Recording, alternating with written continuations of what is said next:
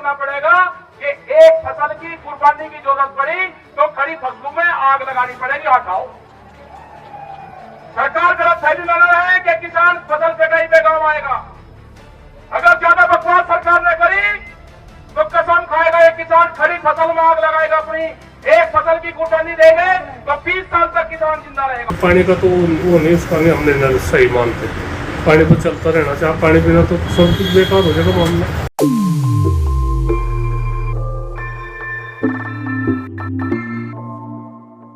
पहलगाम में पाकिस्तानियों ने भारतीय मुसलमान कश्मीरी मुसलमानों की सहायता से 26-27 हिंदुओं का नाम और धर्म पूछ करके उनकी पहचान देख देख करके उनके सिरों में गोलियां मार दी। छोटे छोटे बच्चे, उनकी पत्नियां बिलखते रह गए, वो बताते रह गए कि हमारा धर्म पूछ करके गोली मारी गई है। जबकि दूसरी तरफ नैरेटिव ये बना दिया गया कि अगर धर्म पूछकर उनको गोली मार दी गई तो ये बात बाहर आकर बताई किसने, जबकि उनके साथ में उनका परिवार भी था। छोटे छोटे बच्चे सारी बातें बता ही रहे थे। उसी समय पर भारतीय किसान यूनियन के अध्यक्ष नरेश टिकैत ने एक बयान दिया कि सरकार को पाकिस्तान का पानी नहीं रोकना चाहिए। अगर पानी वहां पर नहीं गया तो वो बेचारे फसल कैसे उगाएंगे, जिएंगे कैसे, पानी कैसे पिएंगे। पानी का तो वो नहीं, उसका नहीं हमने सही मानते। पानी तो चलता रहना चाहिए, पानी बिना तो सब कुछ बेकार हो जाएगा मामला। अब आप जरा विचार कीजिएगा कि कुछ ही साल पहले भारतीय किसान यूनियन के अध्यक्ष और प्रवक्ता इन्हीं दोनों भाइयों ने एक और बात कही थी। इन्होंने कहा था कि हम किसान हैं, हम अन्नदाता हैं। अगर ये सरकार हमारी मांग नहीं मानेगी तो हम सारी की सारी फसलों को जलाकर राख कर देंगे, फिर देखेंगे कि हमारा विरोध करने वाले लोग क्या खाएंगे। कसम खाएगा ये किसान खड़ी फसल में आग लगाएगा अपनी। एक फसल की कुर्बानी देंगे तो 20 साल तक किसान जिंदा रहेगा। यानी कि हिंदुस्तान की जनता के विषय में इनको लेश मात्र चिंता नहीं थी। इन्होंने साफ कह दिया था कि हम अपनी फसलों को खड़ी को उजाड़ देंगे। और ऐसा नहीं है कि नहीं किया था, उस समय पर भी भरे खेतों के अंदर ट्रैक्टर चला करके भारतीय किसान यूनियन के लोगों ने किसानों की पूरी फसल बर्बाद करवा दी थी। खड़ी फसल को जलाया भी गया था। हरियाणा के बॉर्डर के किसानों ने इस बात को एक्सेप्ट किया था कि हमारी आसपास की सारी फसलें तथा कथित किसान आंदोलनकारियों ने रौंद दी थी, नष्ट कर दी थी, जिसके बाद में हरियाणा के किसानों ने इन लोगों का विरोध भी किया था। लेकिन आज वही किसान नेता पाकिस्तान के लिए रो रहे हैं और आज वही छोटा भाई बड़े भाई के बयान के कारण से इतना मारा और पीटा गया कि बेचारे की पगड़ी भी नीचे गिर गई।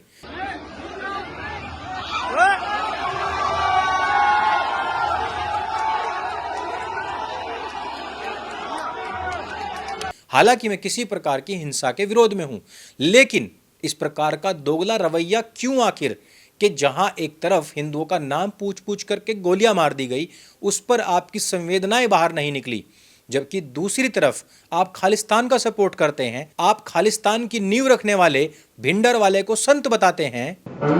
फोटो भिंडर वाले का कुछ लोग उसको संत मानते हैं और सरकार की नजरों में उसको आतंकवादी मानते हैं। और वही खालिस्तान इस समय पर पाकिस्तान को बैकफायर दे रहा है।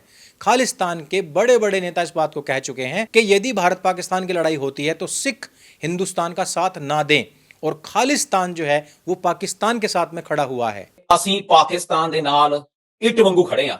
ਅਸੀਂ ਭਾਰਤੀ ਫੌਜਾਂ ਨੂੰ ਪੰਜਾਬ ਚੋਂ ਲੰਘਣ ਨਹੀਂ ਦੇਵਾਂਗੇ इस बार। खालिस्तानी संगठन इस समय पर पूरे विश्व के अंदर जहां भी 2-4 मात्रा में होंगे वहां खालिस्तान और पाकिस्तान के झंडे साथ फहरा रहे हैं, बल्कि भारत का झंडा उन्होंने सड़क पर बिछा रखा है ताकि लोग उसके ऊपर से चल सकें।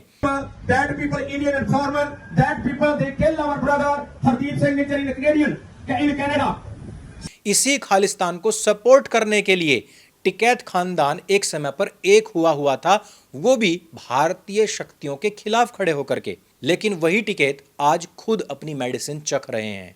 टिकैत को उनके घर मुजफ्फरनगर में ही उन्हीं के लोगों ने मार पीट कर भगा दिया है। उनका इतना जबरदस्त विरोध हुआ है कि इतना जबरदस्त तो उनका कहीं पर स्वागत भी नहीं हुआ था।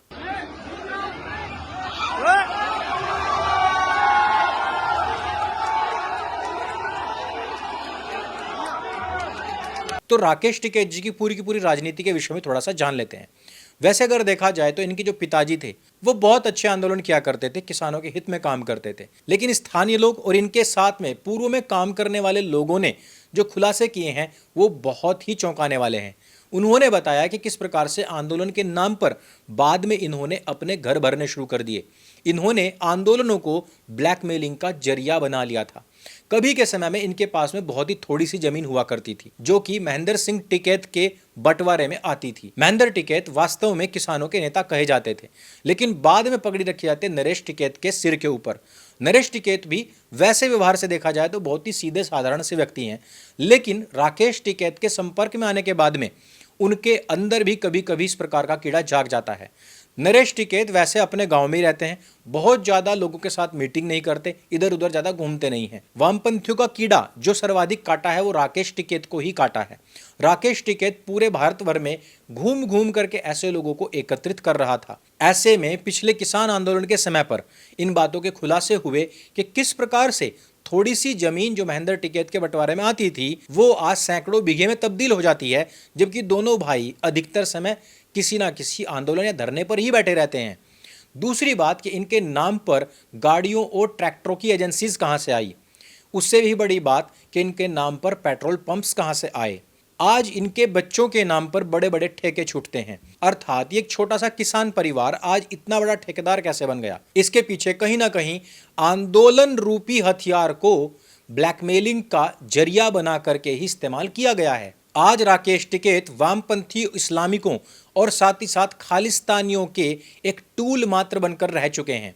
इन्होंने किसानों के इसी दमखम के ऊपर चुनाव लड़ने का भी प्रयास किया था, लेकिन इनकी हर बार जमानत जब्त हुई है। बेंगलोर में भी इनको एक बार बेल्ट ट्रीटमेंट मिल चुका है। इसी प्रकार से गाजीपुर बॉर्डर पर जब ये बैठे हुए थे, वहां पर भी जब पुलिस इनको पकड़ने के लिए आई थी तब इनका रो रो कर बुरा हाल हो गया था। ये बिल भी वापसी होंगे, बिल भी वापसी होंगे। अगर बिल वापसी नहीं हुए, अगर कानून वापसी नहीं होंगे तो राकेश टिकैत कई बार लोगों ने इनके इसी झूठ और फरेबी के कारण से मुंह काला भी किया है। कोई मुसलमान टीपू सुल्तान की कब्र पर जाए या ना जाए, लेकिन ये व्यक्ति अवश्य जाता है। ये व्यक्ति भले ही मंदिरों में ना जाता हो, लेकिन मस्जिदों और मजारों में इसका भव्य स्वागत होता है। ये वही व्यक्ति है जिसने किसान आंदोलनों के समय पर मंदिरों का बहिष्कार तक करने की बात कर दी थी, और आज यही व्यक्ति, इसका परिवार कह रहा है कि पाकिस्तान का पानी नहीं रोका जाना चाहिए क्योंकि वहां के लोग भूखों मर सकते हैं। और ये वही परिवार है जो कल कह रहा था कि हिंदुस्तान भूखा मरता है तो हमें उससे कोई प्रॉब्लम नहीं, हमारी डिमांड, हमारी मांग पूरी होनी चाहिए। तो बॉर्डर पर खड़े हुए सैनिकों के दिल पर क्या गुजरेगी, जो देश की सेवा के लिए तत्पर खड़े हैं उनके दिलों पर क्या गुजरेगी। और जिन हिंदुओं ने 27 परिवार अपने उजड़ते हुए ऑन कैमरा देखे हैं कश्मीर के अंदर, उनका बदला अभी लिया नहीं गया और पाकिस्तान के लिए इनके दिल धड़क रहे हैं, उस पर हिंदुस्तान की जनता का दिल क्या कहेगा, वो सारा कुछ इस गुस्से में झलक जाता है कि जब राकेश टिकैत की पगड़ी नीचे गिर जाती है। मित्रों, आज बहुत सारी ऐसी ताकतें हैं जो आपको इस्लामिक वामपंथी और खालिस्तानी प्रोपेगेंडा में घसीट रहे हैं। खास तौर पर जो हमारी युवा पीढ़ी है वो बहुत द्रुत गति से इनके प्रोपेगेंडा में फंस रही है। इसी के लिए मैंने एक पुस्तक लिखी है, ढाई मोर्चे का चक्रव्यूह पार्ट 1। ये एक ऐसा हथियार है, ये एक ऐसी वैक्सीन है जो हर प्रकार के जितने भी वायरसेस इस समय हिंदुस्तान में चल रहे हैं, जितने भी प्रोपेगेंडा चल रहे हैं, उन सबको ध्वस्त करता है। इस पर हमने 55% छूट करी है और इसके साथ ही साथ हमने डिलीवरी पूर्ण रूपेण फ्री कर दी है। इतना सस्ता हथियार आपको जीवन में कहीं पर नहीं मिलेगा। इतना सस्ता तो एक ढंग का चाकू भी नहीं होता, जबकि ये तो पूरी विचारधारा के लिए एटम बम है। ये पुस्तक अपने बच्चों को अवश्य पढ़वाइएगा, स्वयं भी पढ़िएगा, और अगर आपको ये पुस्तक कारगर ना सिद्ध हो तो आप मुझे नीचे लिखे हुए ईमेल पर ईमेल कीजिएगा। मैं आपको डबल पैसे आपके QR कोड पर स्कैन करके भेजने वाला हूं। हिंदुस्तान को तोड़ने वाली ताकतों का मुंह तोड़ने की इस मुहिम में आप हमारा साथ दीजिए। अगर ये वीडियो आपको अच्छी लगती है, जानकारी से भरपूर लगती है, इसको सबके साथ में शेयर अवश्य करें। मेरे संग बोली सत्य सनातन वैदिक धर्म की जय। जय हिंद, वंदे मातरम।